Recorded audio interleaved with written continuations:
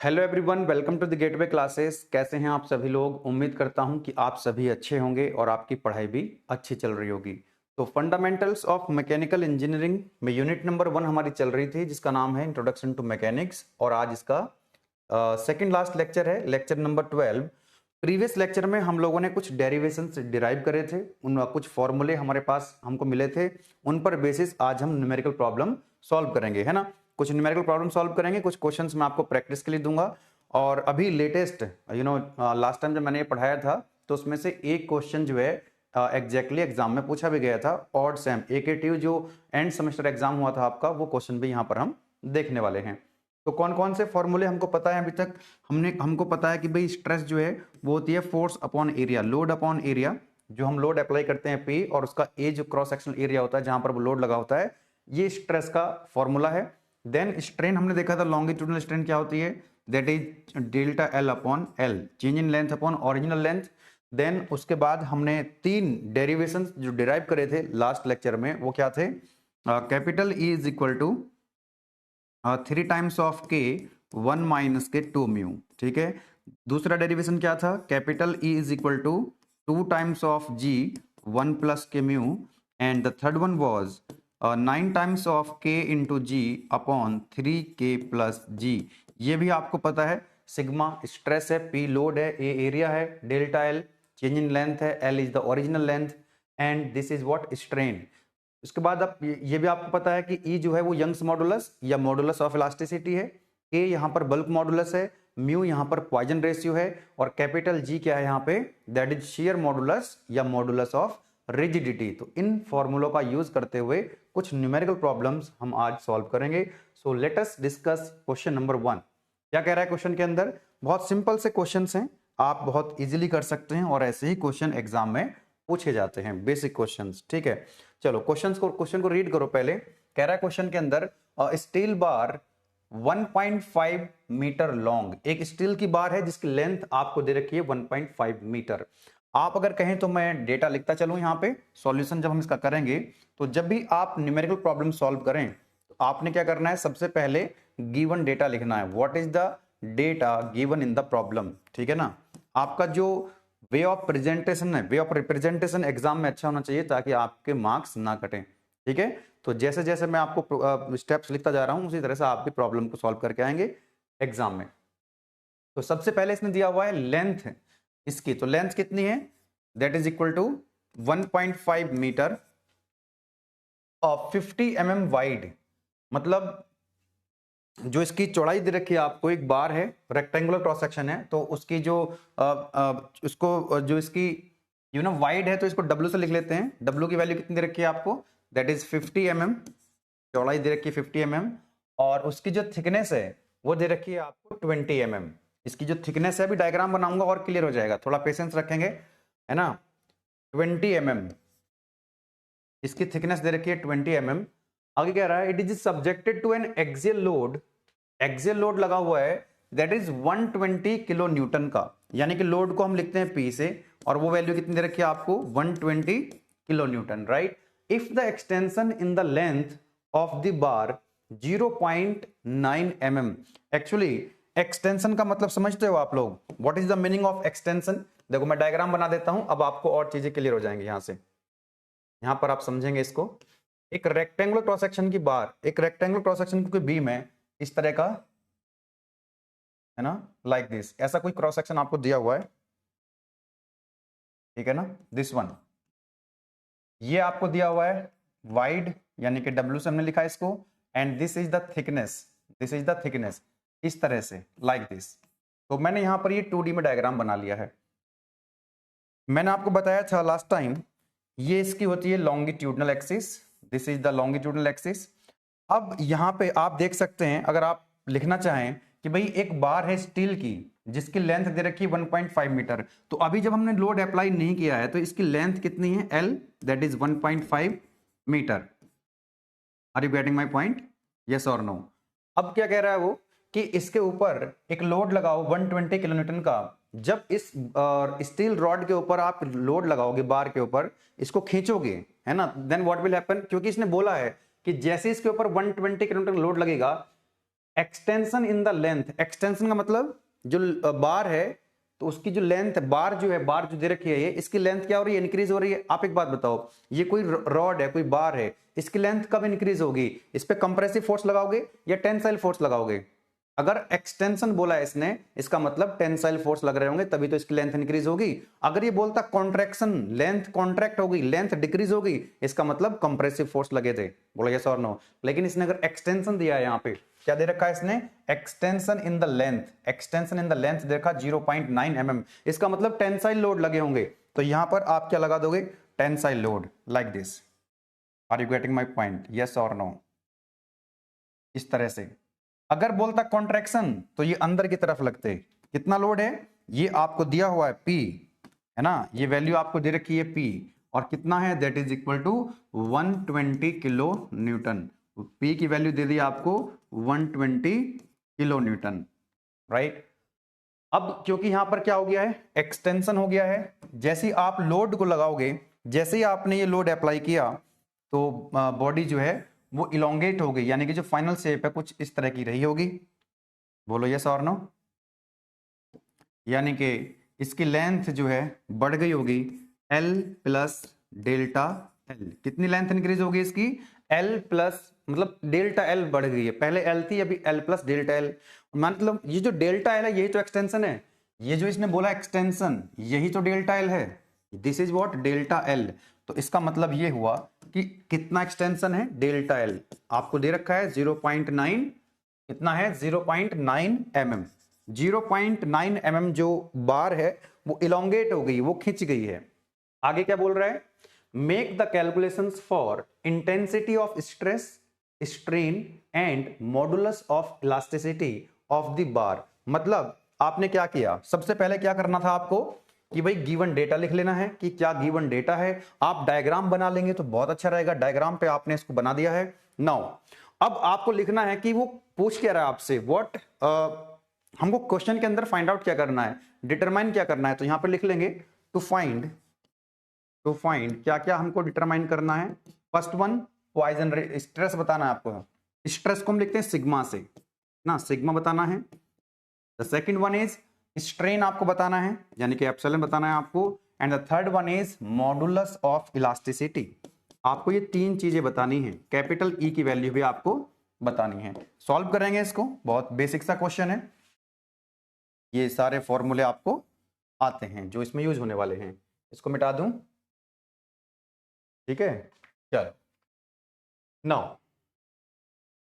तो सबसे पहले स्ट्रेस आपको बतानी है। तो स्ट्रेस का फॉर्मूला क्या होता है, stress is equal to P upon A, और P कितना है यहाँ पे, load, that is 120 kilo newton question के अंदर दिया हुआ है आपको। This is 120 kilo newton. अगर आप 1000 से इसको मल्टीप्लाई कर देंगे तो ये जो किलो न्यूटन है न्यूटन में कन्वर्ट हो जाएगा। अपॉन एरिया, एरिया कैसे निकालोगे इसका, इसका एरिया कैसे निकालोगे, रेक्टेंगुलर क्रॉस सेक्शन है, मैंने आपको बोला था रेक्टेंगुलर क्रॉस सेक्शन भी हो सकता है, स्क्वायर क्रॉस सेक्शन भी हो सकता है, सर्कुलर क्रॉस सेक्शन भी हो सकता है। तो एरिया आपको पता है, रेक्टेंगल का एरिया पता है आपको, स्क्वायर का एरिया पता है। अगर मान लो सर्कुलर क्रॉस सेक्शन होता तो π/4 d स्क्वायर डायमीटर उसमें होता आपको। तो फिलहाल इसका जो एरिया होगा, इसका एरिया कितना आ जाएगा क्रॉस सेक्शन का, इसका this one, that is T into W। बोलो yes or no, T into W। T और W की वैल्यू दे रखी है 50 इंटू 20, तो नीचे आ जाएगा यहाँ पे एरिया जो है 50 इंटू 20, और ये भी mm है, ये भी mm है, तो ये हो जाएगा आपका mm स्क्वायर। भाई न्यूटन, एरिया कितना हो गया mm स्क्वायर। जब आप इसको सॉल्व करेंगे तो आपको यहां से स्ट्रेस की वैल्यू मिल जाएगी।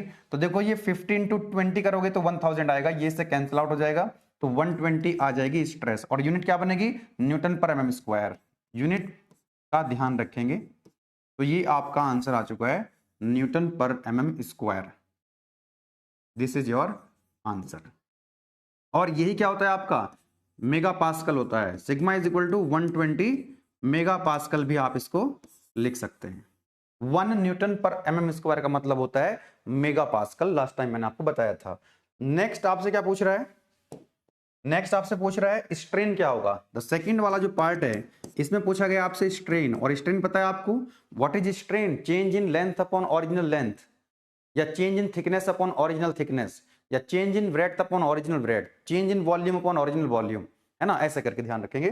तो यहां पर आपको लेंथ दे रखी है और कितनी लेंथ इंक्रीज हुई वो भी आपको दिया हुआ है, तो डेल्टा एल अपॉन एल। तो यहां से स्ट्रेन मिल जाएगी आपको। डेल्टा एल की वैल्यू कितनी है, that is given 0.9 mm, 0.9 mm आपको ये दिया हुआ है, अपॉन एल कितना दिया हुआ है आपको, एल की value delta L upon L 1.5 metre, 1.5 metre. अब ध्यान रखना ये मिलीमीटर में है, ये मीटर में है ना, 1.5 मीटर है और कितना इलोंगेट हुई है वो मिलीमीटर में दे रखी है। तो जब ऊपर आपने मिलीमीटर में लिखा है तो नीचे भी आपको क्या लिखना पड़ेगा, मिलीमीटर में लिखना पड़ेगा। मतलब ये जो आपको वैल्यू दे रखी थी 1.5, अगर आप इसको 1000 से मल्टीप्लाई कर लेंगे तो ये mm बन जाएगा। तो यहां पे मैं 1000 से मल्टीप्लाई कर रहा हूं तो ये क्या बन गया अब आपका, मिलीमीटर बन गया। अब आप देख सकते हैं यहां पे मिलीमीटर से मिलीमीटर कैंसिल आउट हो जाएगा, तो स्ट्रेन कितनी मिल जाएगी आपको, डिवाइड कर देंगे, that is very simple, 0.9 divided by 1.5 divided by 1000, तो it is coming out 6 into 10 की पावर -4, और यूनिट इसकी कोई होगी नहीं, है ना, इट इज डायमेंशनलेस क्वांटिटी, या इसी को आप क्या लिख सकते हो 0.0006,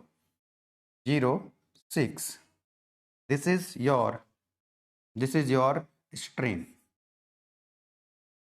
कोई दिक्कत यहां तक नहीं होनी चाहिए। नेक्स्ट आपसे क्या पूछा गया है, यंग्स मॉडुलस और मॉडुलस ऑफ इलास्टिसिटी। तो ये भी फॉर्मूला आपको पता है, that is equal to sigma upon E, Hooke's law याद है आपको।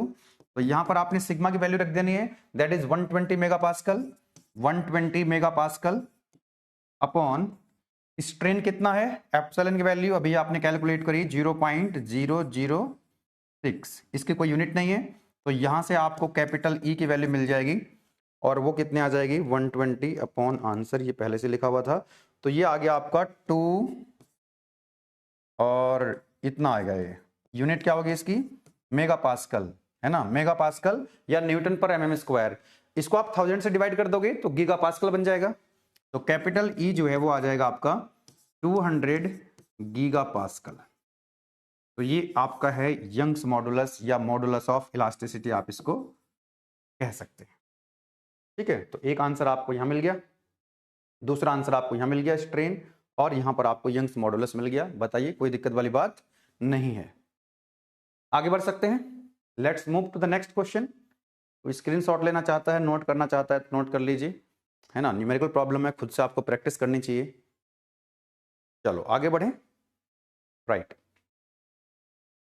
नेक्स्ट क्वेश्चन में कह रहा है, ये क्वेश्चन मैंने कराया था लास्ट टाइम 2022-23 का, अगर आप फोल्डर देखेंगे तो उसमें ये क्वेश्चन मैंने कराया हुआ है, और एग्जैक्टली सेम क्वेश्चन जो है AKTU में पूछा गया है 2022-23 का, जो इवन सेम हुआ था, मैंने ये ऑड सेम में कराया था 2022-23 के ऑड सेम में मैंने ये क्वेश्चन कराया था, दिस वन, ठीक है ना। और ये क्वेश्चन देखो इवन सेम में पूछा गया है, ये सेक्शन से 3 का ए पार्ट था, लॉन्ग क्वेश्चन में आया था ये, आप क्वेश्चन पेपर देखेंगे तो आपको वहां मिल जाएगा। इन्होंने कुछ नहीं किया है, बस थोड़ा सा चेंज किया है इसमें। लोड की जो मैंने सॉल्व किया था, मैंने जो क्वेश्चन कराया था आपको 56 किलो न्यूटन था, और यहाँ पे ये है 54 कर दिया, मतलब थोड़ा सा चेंज कर दिया है। The question is exactly same. चलो क्या कह रहा है क्वेश्चन के अंदर,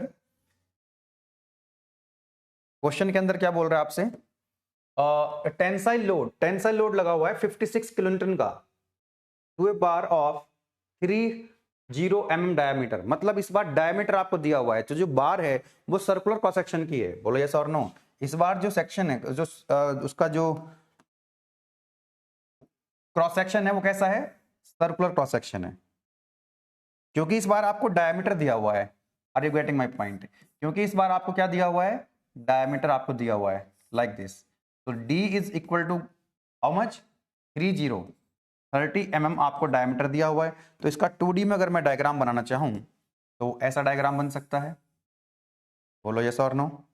यस, अब यहां पर आपको लोड लगाना है, क्योंकि टेंसाइल लोड है, बोल रहा है क्वेश्चन के अंदर कौन सा लोड लगा हुआ है, टेंसाइल। तो इधर भी उतना ही लोड लगाएंगे, इधर भी इतना ही लोड लगाएंगे। क्या हम ये वैल्यू लिख सकते हैं, ये है P, ये भी कितना है P है, ये लेंथ L आपको दे रखी है, और इसको क्या कर देंगे, जब टेंसाइल फोर्स लगाएंगे तो ये इलोंगेट भी होगी, और इलोंगेट होगी तो डायमीटर क्या हो जाएगा, इसका कम हो जाएगा।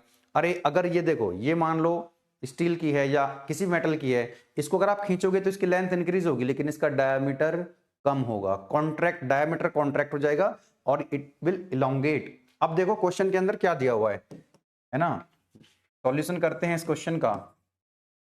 तो what is given in the problem, given data, क्या डेटा आपको दिया हुआ है वो एक बार देखते हैं। Tensile load of 56 kilo newton, load को हम पी से लिखते हैं 56 kilo newton, okay, was applied to a bar 30 mm diameter, diameter को हम लिखते हैं डी से, कितना दिया हुआ है, that is 30 mm, okay, with 300 mm gauge length, इसकी लेंथ आपको दे रखी है एल की वैल्यू, हाउ मच, 300 mm। अब जो मेजर करने के बाद आपने देखा कि 0.12 mm increase in length, length increase हो गई कितनी, 0.12 mm, यानी कि डेल्टा एल की वैल्यू दे रखी है 0.12 mm in the length and corresponding 0.0036 mm contraction in diameter. Obviously length अगर बढ़ेगी तो डायमीटर कम होगा, यानी कि डेल्टा डी की वैल्यू भी आपको दी हुई है, that is equal to 0.0036 mm। इतना डायमीटर डिक्रीज हो गया। क्या कह रहा है आगे, make the calculations for Poisson ratio and value of 3 modulus, मतलब आपको चारों के चारों इलास्टिक कांस्टेंट्स कैलकुलेट करने हैं। तो लिखेंगे यहां पर टू फाइंड, सबसे पहले हमने डायग्राम बना लिया, डेटा लिख लिया क्या लिखा हुआ है, अब हम देखेंगे क्या हमको फाइंड आउट करना है। आपको बताना है सबसे पहले कि पॉइजन रेशियो क्या होगा, सेकंड आपसे पूछा गया है तीनों modulus of elasticity, elastic constant पूछे गए हैं, यानी कैपिटल ई आपको बताना है यंग्स मॉडुलस, एंड थर्ड में आपको बताना पड़ेगा जी की वैल्यू यानी कि modulus of rigidity, and the fourth one आपको बताना है बल्क मॉडुलस। ये चार चीजें आपको यहां पर कैलकुलेट करनी है। चलो करें कैलकुलेट इसको, ओके। तो पॉइजन रेशियो क्या होता है, व्हाट इज पॉइजन रेशियो, मैंने आपको बताया था पॉइजन रेशियो का मतलब क्या होता है, that is the ratio of lateral strain to the longitudinal strain, lateral strain to the longitudinal strain. और लेटरल लॉन्गिट्यूडनल स्ट्रेन और लेटरल स्ट्रेन क्या होता है, ये भी क्वेश्चन पूछा गया है आपसे। Lateral strain, longitudinal strain, volumetric strain क्या होती है, बताया था कि जिस डायरेक्शन में फोर्स लगता है, जिस डायरेक्शन में फोर्स लगता है उस डायरेक्शन में जो स्ट्रेन आती है वो लॉन्गिट्यूडनल, उसके परपेंडिकुलर फोर्स जिस डायरेक्शन में लगा हुआ है उसके परपेंडिकुलर जो स्ट्रेन आती है that is called lateral strain, यानी कि लेंथ के अलोंग लॉन्गिट्यूडनल, और ये जो आपका डायमीटर दिया हुआ है उसके जो डायमीटर वाली स्ट्रेन होगी वो लेटरल होगी। यानी कि अब स्ट्रेन होती क्या है, change in dimension upon original dimension, lateral मतलब डायमीटर वाली, तो ये हो जाएगा आपका delta D upon D, this is the lateral strain, बताया था जब मैंने आपको ये बहुत बेसिक कॉन्सेप्ट समझाए थे।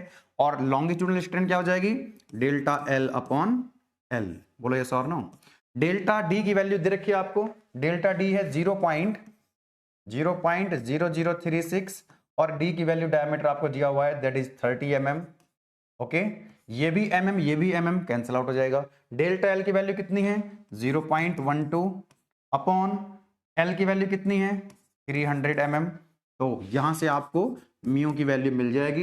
ये भी मैंने आपको बोला था कि जो म्यू की वैल्यू आती है वो 0.14 से 0.33 के अप्रोक्स ऐसी रहती है, मतलब जीरो से हमेशा ज्यादा आएगी, हमेशा याद रखना पॉइजन रेशियो की वैल्यू हमेशा जीरो से ज्यादा होगी और 0.5 से कम होगी। कैलकुलेट करके देखते हैं, 0.0036 अपॉन 30 अपॉन 0.12 अपॉन 300, जब आप इसको सॉल्व करेंगे so it is coming out 0.3, तो ये आंसर आ गया आपका पॉइजन रेशियो।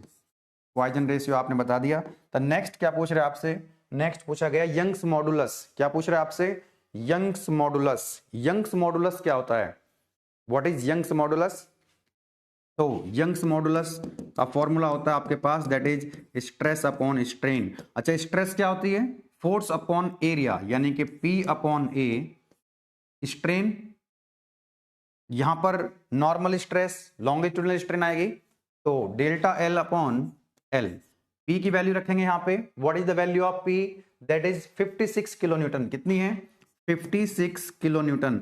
अगर मैं इसको 1000 से मल्टीप्लाई कर दूंगा तो ये क्या बन जाएगा न्यूटन, बोलो यस और नो। इसको नीचे लिख लेते हैं, यहां पे लिख लेते हैं, इसकी वैल्यू पुट करेंगे, P की वैल्यू कितनी है यहाँ पर आप देख सकते हैं P की वैल्यू 56 किलोन्यूटन है।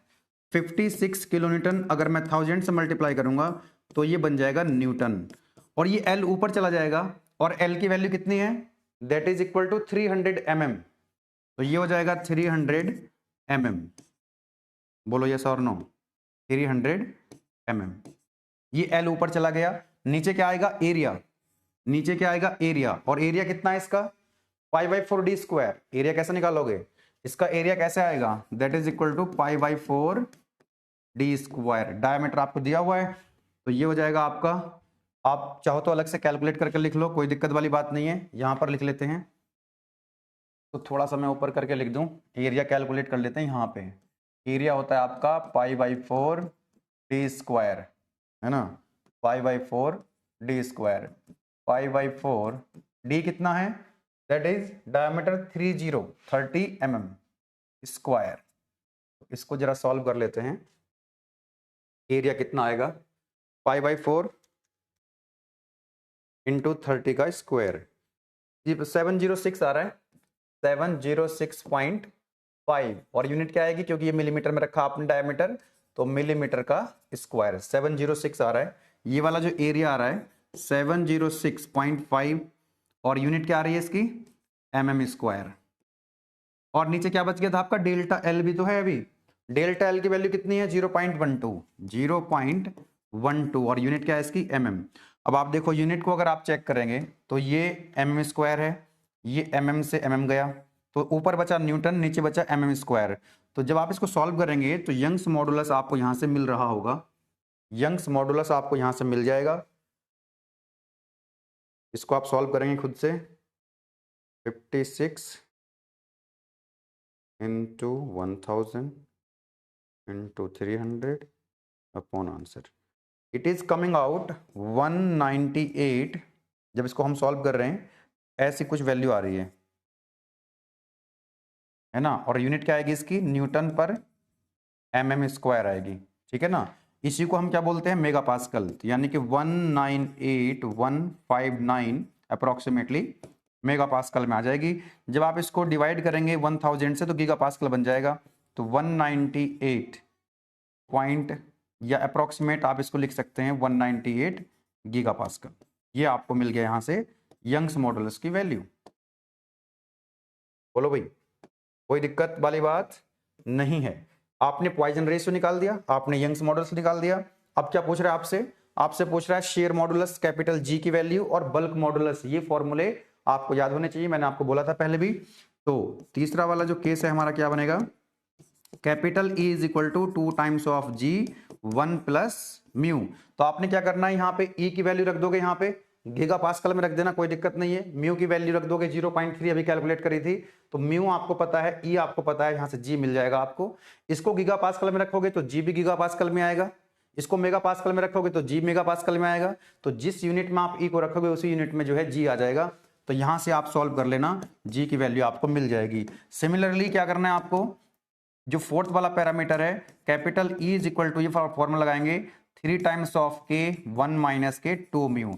आपको म्यू पता है, आपको E पता है, आप E की वैल्यू यहां पर रख दीजिए, तो यहां से क्या मिल जाएगा आपको, K की वैल्यू मिल जाएगी। सॉल्व कर लेना, आंसर आ जाएगा। तो इस तरह से आप इस क्वेश्चन को सॉल्व कर सकते हैं। अब अगर आप नेक्स्ट क्वेश्चन की तरफ मूव करेंगे तो आप देख सकते हैं, जैसे मैंने आपको बताया अभी इवन सैम लास्ट, अभी जो लास्ट एग्जाम हुआ है फंडामेंटल्स ऑफ मैकेनिकल इंजीनियरिंग का, उसमें क्वेश्चन पूछा गया था आपसे पॉइजन रेशियो क्या होता है ना, बल्क मॉडुलस क्या होता है, ये क्वेश्चन पूछा गया था। अगर आप चेक करेंगे तो एप्लीकेशन के अंदर शायद अपलोड नहीं हुआ होगा, तो मैं इसको कल तक अपलोड करा देता हूं। आप उसमें जब जाएंगे तो ये आपको थर्ड का ए पार्ट मिलेगा। तो जो क्वेश्चन हमने किया है अभी वही सेम क्वेश्चन है। डायमीटर ऑफ द बार आपको दिया हुआ है, इतना ही दे रखा है। टेंसाइल लोड 56 दिया था, यहाँ पर 54 दिया हुआ है। गेज लेंथ 300 mm पहले भी दे रखी थी जो सॉल्व करा, अभी इसमें भी दे रखी है। एक्सटेंशन ऑफ द बार वहां पर 0.12 है, यहाँ पर 0.112 है। चेंज इन डायमीटर 0.0036 है, यहाँ पर 1 और बढ़ा दिया है। एग्जैक्टली सेम क्वेश्चन है, ठीक है। वही पूछ रहा है आपसे पॉइजन रेशियो, ई, जी और के की वैल्यू पूछ रहा है। आप इसको खुद से सॉल्व कर लीजिए, बिल्कुल ऐसा ही क्वेश्चन है, ऐसा ही क्वेश्चन है बिल्कुल। मुझे लगता है कि उसने यही क्वेश्चन उठाया है और इसी में बस वैल्यू चेंज कर दी है। इसको क्या कर दिया है इसने, इसको 54 कर दिया है, ये यही रखा है, इसको भी सेम रखा है, और इसको 0.112 कर दिया है और कुछ नहीं किया, यहाँ पर एक 6 एक्स्ट्रा लगा दिया है। तो सेम क्वेश्चन आपसे पूछा गया था। ठीक है जी, कोई दिक्कत नहीं है, आगे बढ़ सकते हैं। तो एक और क्वेश्चन देख लेते हैं। ये क्वेश्चन, इस तरह का क्वेश्चन भी ये भी एकेटिव एग्जाम आया हुआ है और ये आया था 21-22 में, 21-22 ऑड या इवन सेम में आया था। ठीक है ना, ये भी एकेटिव का क्वेश्चन है आपका। चलो सॉल्व कर लेते हैं। कैसे सॉल्व करना है इसको सॉल्व करने से पहले मैं थोड़ा सा आपको यहाँ पर बता देता हूँ कि किस तरह से सॉल्व होना है ये। तो जैसा कि मैंने आपको बताया अभी कि जब हम किसी बॉडी के ऊपर किसी रॉड या कोई बार है, ये सर्कुलर क्रॉस सेक्शन की हो सकती है, ये आपकी स्क्वायर क्रॉस सेक्शन की हो सकती है, रेक्टेंगुलर क्रॉस सेक्शन की हो सकती है। जैसे फॉर एग्जांपल ये अभी कोई रॉड है, इसकी लेंथ आपको दे रखी है L। Before application of load apply करने से पहले इसकी लेंथ कितनी है, L है। कुछ इसका क्रॉस सेक्शन रहा होगा। ठीक है, अगर हम इस पर ये लोड लगा दें टेंसाइल, अगर हम इस पर क्या लगा देंगे, एक टेंसाइल लोड लगाएंगे। मान लेते हैं कितना लोड है, मान लीजिए लोड P है। अरे हाँ कि ना, अब क्या होगा, ये लेंथ इसकी बढ़ जाएगी। क्या बढ़ जाएगी, लेंथ बढ़ जाएगी और उसको हम बोलेंगे कि रॉड क्या हो गई है, इलोंगेट हो गई है। यानी कि इसके अंदर क्या आ जाएंगे, इलोंगेशन आ जाएंगे। और वही इलोंगेशन क्या होता है, डेल्टा एल। भाई कितना इलोंगेशन हुआ, कितना इलोंगेशन हुआ, तो ये आप बता सकते हैं कितना इलोंगेशन हुआ, है ना भाई। फाइनल कुछ ऐसा होगा ना, लाइक दिस। तो कितना इलोंगेशन हुआ मतलब कितनी लेंथ इसकी इंक्रीज हुई। पहले एल थी, अभी कितनी हो गई, डेल्टा एल बढ़ गई है। तो ये जो डेल्टा एल है, क्या हम इसी को बोलते हैं इलोंगेशन। यस, इसी को हम क्या बोलते हैं, इसी को बोलते हैं हम इलोंगेशन, कि कितना वो इलोंगेट हो गई, कितनी लेंथ उसकी इंक्रीज हो गई। बोलो यस और नो। अगर मान लो मैं इसके ऊपर क्या लगा देता, कंप्रेसिव लोड लगा देता, मतलब ये लोड बाहर की तरफ न लग के अंदर की तरफ लगते, तो लेंथ क्या हो जाती, कम हो जाती, L माइनस डेल्टा एल। पहले L थी, अब हो जाती L माइनस डेल्टा एल। तो उसको बोलते कॉन्ट्रैक्शन। कितनी शॉर्ट हो गई, लेंथ कितनी कम हो गई है, तो उसको क्या बोलते हैं हम लोग, कॉन्ट्रैक्शन। कॉन्ट्रैक्शन, ध्यान समझना जो नेक्स्ट क्वेश्चन है। और इस तरह के जितने भी क्वेश्चन हैं, सारे कॉन्सेप्ट्स आपके यहीं क्लियर हो जाएंगे। तो वो भी कितना होगा, वो भी डेल्टा एल होगा। भाई अभी डेल्टा एल बढ़ गई है लेंथ, टेंसाइल फोर्स लगाने पर, कंप्रेसिव फोर्स लगेंगे तो डेल्टा एल लेंथ इसकी घट जाएगी। कैलकुलेशन एक जैसी होगी। अब वो डेल्टा एल का फॉर्मूला क्या है, इसको हम कैसे कैलकुलेट करते हैं वो एक बार देख लेते हैं। हम पढ़ चुके हैं हुक्स लॉ। हुक्स लॉ क्या होता है आपका, दैट इज कैपिटल ई, ये पढ़ा था हम लोगों ने। Stress directly proportional to strain, यहां से क्या आया था, एक प्रोपोर्शनलिटी कांस्टेंट आया था। तो यहां से हम क्या लिख सकते हैं, strain is equal to stress upon capital E, ये लिख सकते हैं। और ये भी हमको पता है कि भाई स्ट्रेन जो होती है that is change in length upon original length. बोलो यस और नो। अब ये भी स्ट्रेन है और ये भी स्ट्रेन है, बोलो यस और नो। इसको बोलो इक्वेशन नंबर 1, इसको बोलो आप equation number 2। From equation 1 and 2 आप क्या लिख सकते हो, फ्रॉम इक्वेशन 1 एंड इक्वेशन 2 आप क्या लिख सकते हो, इसको इक्वेट कर दो तो कितना हो जाएगा, delta L upon L is equal to sigma upon E. तो यहां से आप क्या लिख पा रहे हो, तो delta L is equal to sigma into L upon E. बोलो यस और नो। तो यहां पर अगर आपको स्ट्रेस दी हुई है किसी क्वेश्चन के अंदर, अगर स्ट्रेस आपको पता है, उसकी एल लेंथ पता है, ई पता है, तो आप यहां से डेल्टा एल निकाल सकते हैं। और डेल्टा एल का मतलब है या तो इलोंगेशन या तो फिर कॉन्ट्रैक्शन। टेंसाइल फोर्स लगे होंगे तो उसको हम इलोंगेशन बोलेंगे, और कंप्रेसिव फोर्स लगेंगे तो उसको हम कॉन्ट्रैक्शन बोलेंगे। Formula will remain same. अगर डेल्टा एल की वैल्यू प्लस आ रही है, इसका मतलब टेंसाइल है, उसकी लेंथ बढ़ रही है। अगर डेल्टा एल की वैल्यू माइनस में आ रही है, इसका मतलब कॉन्ट्रैक्शन, लेंथ उसकी घट रही है। अगर आपको सिग्मा नहीं पता है तो आपको क्या पता होगा, सिग्मा की वैल्यू कितनी होती है, सिग्मा का फॉर्मूला आपको P अपॉन ए आप सभी जानते हैं। तो डेल्टा एल जो हो जाएगा वो P इंटू एल अपॉन ए, नीचे आ जाएगा A इंटू ई। तो ये फॉर्मूला भी आप याद रख सकते हैं direct. And this is what, यहां से या तो ये कॉन्ट्रैक्शन होगी या फिर क्या होगी, ये इलोंगेशन भी होगी। अगर वैल्यू आ रही है प्लस में तो इसका मतलब वो इलोंगेट हुई है, टेंसाइल फोर्स है। अगर वैल्यू नेगेटिव में आ रही है डेल्टा एल की, इसका मतलब नेगेटिव में आ रही है, इसका मतलब कॉन्ट्रैक्शन है, यानी कि उसकी लेंथ डिक्रीज हुई है। मतलब टेंसाइल फोर्स लगेगा तो ये ऐसा होगा, अगर कंप्रेसिव फोर्स लगेगा तो नेगेटिव में वैल्यू आएगी। तो ये फॉर्मूला याद हो गया, delta L is equal to P into L upon A into E. ये तो एक बार है, ये कितनी बार है, केवल एक बार है। अगर यहां पर हम सीरीज में और बार लगा दें तो हम क्या कर देंगे, उसका सम कर सकते हैं। तो जो नेक्स्ट वाला क्वेश्चन है वो यही कह रहा है। यहां तो केवल एक ही फोर्स लगा हुआ है, पूरी बार के अंदर एक फोर्स है P, ठीक है ना। नेक्स्ट क्वेश्चन देखते हैं। जो एक का क्वेश्चन आया हुआ है, a member A B C D members हैं, 9 ऑफ यूनिफॉर्म डायमीटर, डायमीटर दे रखा इस बार का डायमीटर आपको कितना दे रखा 200 mm, यानी कि इसका एरिया आप निकाल सकते हो। बोले सर नो, डायमीटर आपको दिया हुआ है, डायमीटर अगर आपको दिया हुआ है इसका मतलब ये है आपका क्रॉस सेक्शन कैसा रहा होगा, इसका क्रॉस सेक्शन रहा होगा सर्कुलर। बोलो ये सर नो, ये सर्कुलर क्रॉस सेक्शन की बार है लाइक दिस, इसका डायमीटर आपको पता है, this diameter is given to you, how much, that is equal to 200 mm। Subjected to point loads as shown in the figure, यहां पर पॉइंट लोड लगे हुए हैं, 100 किलोन्यूटन यहां लगा हुआ है ए पर, बी पर 60 किलोन्यूटन लगा हुआ है, सी पर 40 किलोन्यूटन लगा हुआ है, डी पर 80 किलोन्यूटन लगा हुआ है। इतने फोर्स लगे हुए हैं, 4 फोर्स लगे हुए हैं। Determine the net change in the length of the bar and take the modulus of elasticity of the bar material is equal to 200 giga newton per metre square. इसके अलग अलग आपको फ्री बॉडी डायग्राम बनाएंगे तो आप इसको solve कर पाएंगे, लेकिन एक तरीका इसका और भी है, बिना फ्री बॉडी डायग्राम बनाए भी हम इसको सॉल्व कर सकते हैं। ठीक है, तो बिना एफबीडी बनाए मैं इसको सॉल्व करूंगा, आप देखना बहुत ही आसान हो जाएगा। मैं बोल देता हूं कि ये 3 बार है, एक्चुअली ये एक बार नहीं है, ये 3 बार है और 3 बार जुड़ी हुई है आपस में, तो इसको मैं बोल देता हूं ये है 1, इसको बोल देता हूं 2, या फिर एक काम करो कुछ भी बोल दो, उससे फर्क नहीं पड़ता है, इसको मैं 1 बोल रहा हूं, इसको बोल रहा हूं 2 और इसको मैं बोल रहा हूं 3। ठीक है, 1 2 3, ये 3 बार है जो आपस में जुड़ी हुई है, राइट। आपको क्या निकालना है, अब इस पे क्या है, इसमें भी एक फोर्स लगा हुआ है, इसमें भी एक फोर्स लगा हुआ है, इसमें भी एक फोर्स लगा हुआ है। जैसे मैंने आपको बताया था अभी यहाँ पर कि इस तरह का अगर फोर्स लगा हुआ है, या तो कंप्रेशन फोर्स होगा, कंप्रेसिव होगा, टेंसाइल होगा। तो टेंसाइल होगा तो ये एक्सटेंशन आएगा इसके अंदर, इलोंगेट होगी, कंप्रेसिव होगा तो ये शॉर्ट हो जाएगी। तो हम कैसे कैलकुलेट करते हैं, इस फॉर्मूले से कैलकुलेट करते हैं। अगर ऐसी ऐसी बार हमने जोड़ दिया आपस में तो टोटल नेट चेंज कितना आ रहा है, तो इन सबको जोड़ सकते हैं। तो हम ऐसा कर सकते हैं कि मान लेते हैं कि इसके अंदर जो इलोंगेशन है, इसके अंदर जो इलोंगेशन है वो है डेल्टा L1, इसके अंदर है डेल्टा L2 और इसके अंदर कितना है डेल्टा L3। हमको निकालना है, टोटल पूछ रहा है ना, तो determine the net change in the length of the बार, इस पूरी बार के अंदर नेट चेंज कितना होगा, तो वो हो जाएगा डेल्टा L, टोटल कितना हो जाएगा, तो delta L1 plus delta L2 plus delta L3। अच्छा, डेल्टा L कितना होता है, डेल्टा L होता है PL upon AE।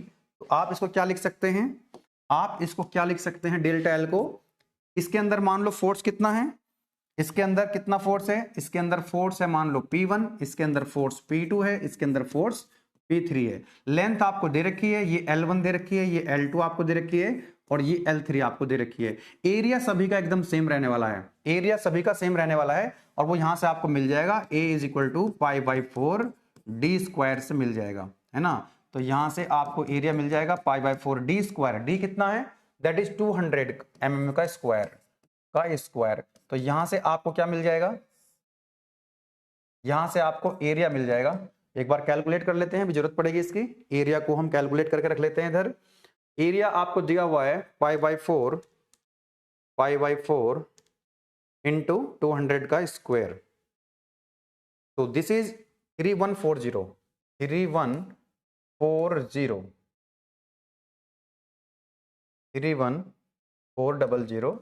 mm square.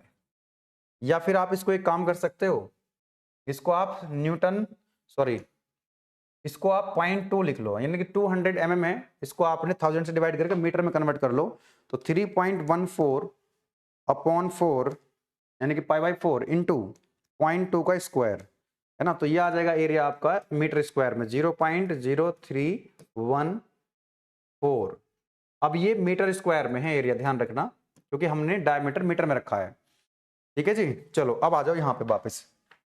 आप मुझे बताओ डेल्टा L कितना होता है, डेल्टा L होता है PL अपॉन AE, तो ये हो जाएगा P1 L1 upon A1 E1 plus delta L2 कितना हो जाएगा, P2 L2 upon A2 E2 plus delta L3 कितना हो जाएगा, P3 L3 upon A3 E3।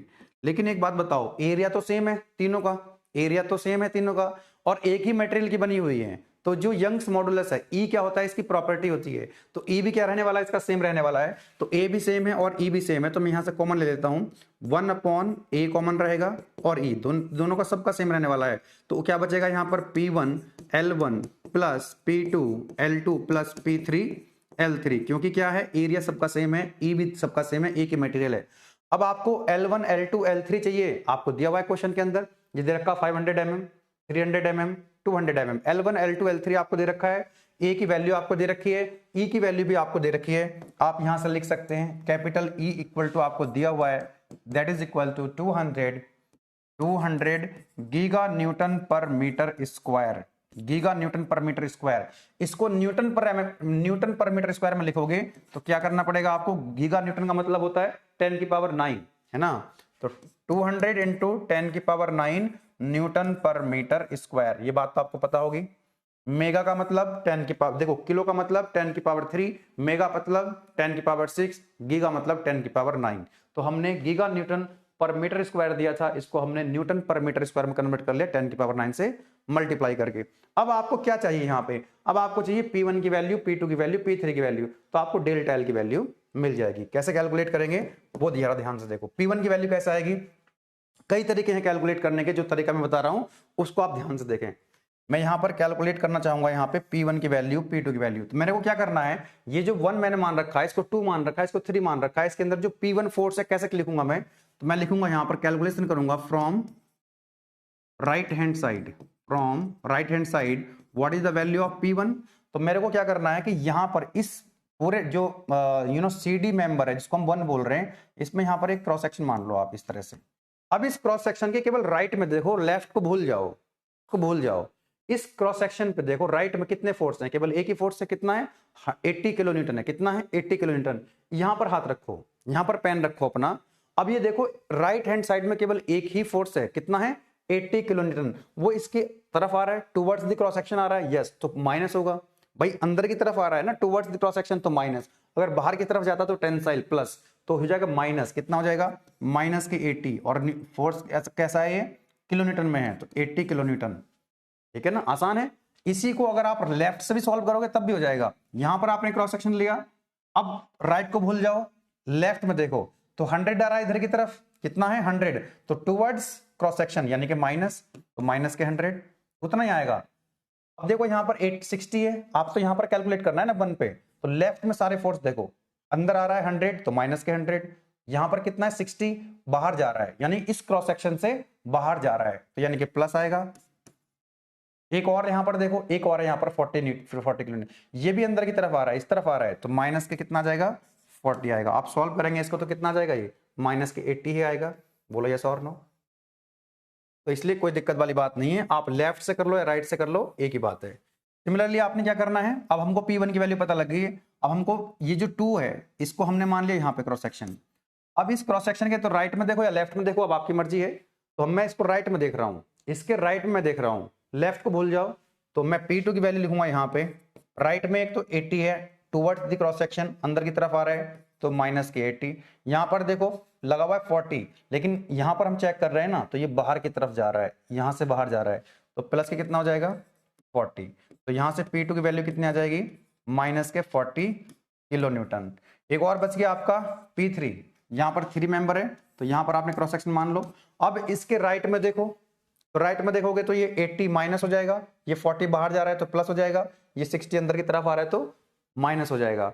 और या तो इसको राइट से ना देख के आप लेफ्ट से देखोगे तो कितना आएगा 100 आएगा, राइट से कैलकुलेशन कर लो या लेफ्ट से कर लो सेम वैल्यू आने वाली है। तो मैं इसको अगर लेफ्ट से देखूं तो 100 है और अंदर की तरफ आ रहा है यानी कि कंप्रेशन है यानी कि माइनस, तो P3 की जो वैल्यू आएगी वो माइनस के 100 किलो न्यूटन आ जाएगी। तो P1 P2 P3 की वैल्यू भी आपको पता लग गई है। अब आप यहां पर क्या करेंगे, इनको पुट कर देंगे वैल्यू को, तो यहां से आपको डेल्टा एल मिल जाएगा 1/a, ए कितना है 0.0314, 0.0314, ई की वैल्यू कितनी है 200 इंटू 10 की पावर 9, 200 इंटू 10 की पावर 9, ओके।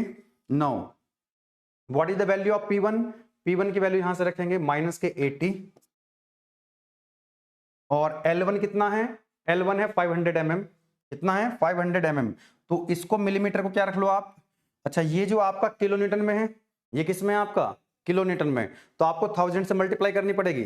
अरे यस और नो, इसको 1000 से मल्टीप्लाई करोगे और इसको मीटर में करोगे 1000 से डिवाइड करोगे, ठीक है। तो जरूरत नहीं है, इसको आपने किलोमीटर में लिख दो, इसको आपने मिलीमीटर में लिख दो, ठीक है। चलो तो ये हो जाएगा आपका 500, then P2 P plus P2 L2, P2 कितना है माइनस के 400, माइनस के सॉरी माइनस के 40, और L2 कितना है, L2 है आपका 300, L2 है 300, देन प्लस P3 L3, तो P3 कितना है माइनस के 100, और L3 कितना है, this is 200, this is your 200। तो इसको आपने क्या कर लेना है, सॉल्व कर लेना है। अब आप अगर ध्यान से देखेंगे, इसकी जो यूनिट आ रही होगी वो यूनिट क्या रहेगी, ये किस में था किलो न्यूटन में, 1000 से मल्टीप्लाई करोगे न्यूटन में कन्वर्ट हो जाएगा, ये किस में था मिलीमीटर में, 1000 से डिवाइड करोगे तो मीटर में कन्वर्ट हो जाएगा, एक ही बात है, ठीक है। तो यहां पर अल्टीमेटली जो इसकी यूनिट आएगी हम लिख सकते हैं न्यूटन मीटर, और नीचे क्या यूनिट थी इसकी, ये न्यूटन पर मीटर स्क्वायर थी, यहाँ पे न्यूटन पर मीटर स्क्वायर, वहां देख सकते हैं न्यूटन पर मीटर स्क्वायर, और ये थी आपकी मीटर स्क्वायर, क्या थी आपकी मीटर स्क्वायर। तो अल्टीमेटली न्यूटन से क्या कट जाएगा आपका, या इसको आप लिख सकते हैं न्यूटन mm, तो न्यूटन से न्यूटन चला जाएगा और मीटर स्क्वायर से मीटर स्क्वायर चला जाएगा, है ना। तो यहां पर आपका क्या बचेगा, ये मीटर बचेगा, क्या बचेगा मीटर बचेगा, सॉरी हाँ मीटर में आंसर आ जाएगा आपका, ये किस में आ जाएगा, जब आप इसको सॉल्व करेंगे तो मेरे पास शायद आंसर इसका लिखा होगा, मैं इसकी आप इसको सॉल्व कर लेना, यही आंसर आएगा जो मैं लिख रहा हूं यहाँ पे, ओके। आई थिंक इसका जो आंसर आएगा आपका दैट इज कमिंग आउट, जी ये मिलीमीटर में लिख रहा हूं, ये पहले आपका आंसर जो आएगा अभी मीटर में आएगा, माइनस में आएगा, माइनस में आएगा और मीटर में आएगा, फिर आप क्या करेंगे उसको 1000 से मल्टीप्लाई करेंगे, क्या करेंगे 1000 से मल्टीप्लाई करेंगे, तो ये मिलीमीटर में आंसर लिख रहा हूं यहां पे मैं, and that is coming out minus के 0.1146 mm।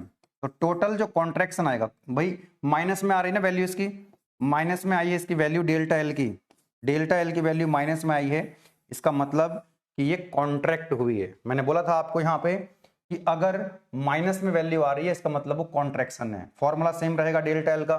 तो यहाँ पर जो डेल्टा एल है ओवरऑल 1 2 3, इन तीनों का जब हम इसका जब हम टोटल इलोंगेशन निकालेंगे या कॉन्ट्रैक्शन निकालेंगे तो वो क्या आ रहा है हमारा नेगेटिव आ रहा है, मतलब कॉन्ट्रैक्शन है नेगेटिव आ रहा है, इसका मतलब ही कॉन्ट्रैक्शन है, ठीक है ना। डेल्टा एल जो चेंज इन लेंथ आ रहा है ना total, you know net change in the length, तो लेंथ के अंदर जो चेंज होगा नेट, या तो वो इलोंगेशन होगा या कॉन्ट्रैक्शन होगा, लेकिन यहां पर माइनस में आ रही वैल्यू तो इसका मतलब हम कॉन्ट्रैक्शन बोलेंगे इसको, अगर ये वैल्यू प्लस में आती तो बोलते इलोंगेट हुआ है वो। तो ओवरऑल लेंथ इसकी क्या हो जाएगी, घट जाएगी, कितनी घट जाएगी 0.01146 मिलीमीटर। आप इसको सॉल्व कर लेना with the help of calculator, ये आंसर आपको मिल जाएगा। इसी तरह के कुछ क्वेश्चन हैं जो आप प्रैक्टिस कर सकते हैं, 1 2 3 4 क्वेश्चन मैंने डाल दिए हैं, इनके आंसर्स भी यहाँ पर लिख दिए हैं, आप लोग इनको सॉल्व कर लेंगे तो आपकी प्रैक्टिस हो जाएगी क्वेश्चंस की। नेक्स्ट लास्ट लेक्चर हमारा बच गया है जिसके अंदर हम एक ऐसा टॉपिक डिस्कस करेंगे जो कि बहुत ही सिंपल है, बहुत ही आसान है, और most very very important question है फ्रॉम द एकेटिव एग्जामिनेशन पॉइंट ऑफ व्यू।